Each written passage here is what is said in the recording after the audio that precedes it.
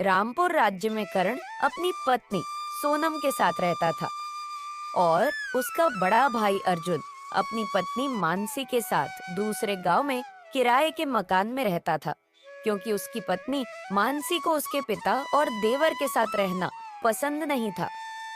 वहीं दूसरी तरफ कर्ण और सोनम अपने पिता की बहुत सेवा करते थे। एक दिन अर्जुन और उसकी पत्नी मानसी अपने गांव रामपुर आते हैं। कर्ण अपने बड़े भाई अर्जुन की बहुत इज्जत करता था। उसने उसका बहुत अच्छे से स्वागत किया। पूरा परिवार एक साथ बहुत खुश था।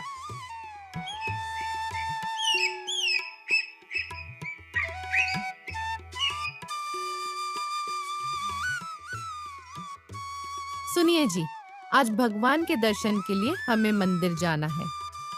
लेकिन सोनम, हम मंदिर कैसे जा सकते हैं? तुम तो जानते ही हो पिताजी की तबीयत कितनी खराब रहती है। अगर हमारे जाने के बाद उन्हें कुछ हो गया तो हम क्या करेंगे? अजी भैया, भाभी भी तो आए हुए हैं। हम पिताजी को भैया भाभी के पास छोड़कर जाएंगे। वैसे एक दिन के लिए हमें मना नहीं करेंगे। थोड़ी ही देर की तो बात है, हम दोनों तुरंत ही वापस आ जाएंगे। सोनम, तुम जाकर भैया भाभी को बुला लो, फिर हम दोनों मंदिर चलते हैं। थोड़ी ही देर बाद कर्ण और उसकी पत्नी सोनम मंदिर के लिए निकल जाते हैं। तभी रामदास की तबीयत खराब होने लगती है और रामदास अपनी बड़ी बहू मानसी से कहते हैं, अरे ओ बड़ी बहू, सुनती हो? अरे क्या हुआ बुड्ढे? सुनो, बड़ी बहू, लगता है मेरा अंतिम समय आ गया है। मेरी तबीयत ठीक नहीं लग रही है।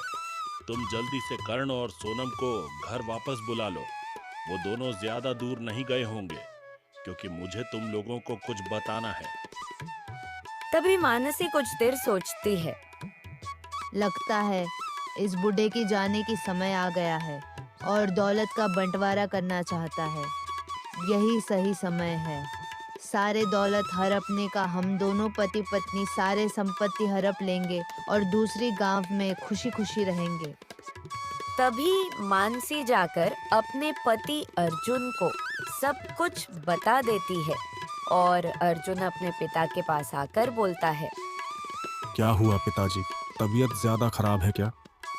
हाँ बेटा, इसीलिए मैं संपत्ति का बंटवारा करना चाहता हूँ। जल्दी से कर्ण और उसकी पत्नी सोनम को बुला लो। पिताजी, मैंने देखा पर वह दोनों कहीं